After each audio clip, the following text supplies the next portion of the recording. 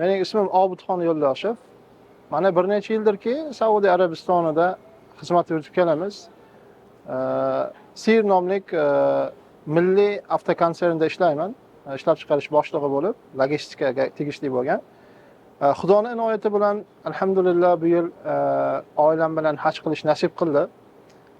Va shu haj qilishi doirasida Muhammad Qudumiy degan nomli sharikatni tanlagan edik. Alhamdulillah tanlovimizdan juda xursandmiz. Har tomonlama qoniqdik desak mubolag'a bo'lmaydi.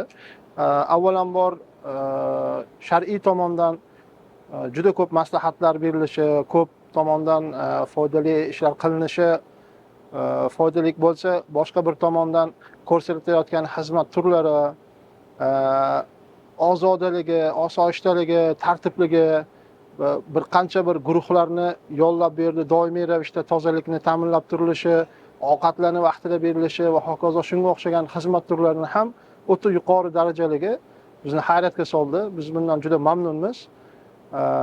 Qolaversa, fursatdan foydalanib shunday bir katta masshtabdagi tadbirni tashkillashtirib qo'ygan va mu'minlarga sharoit yaratib qo'yilgan Saudiya hukumatiga minnatdorchilik bildiramiz.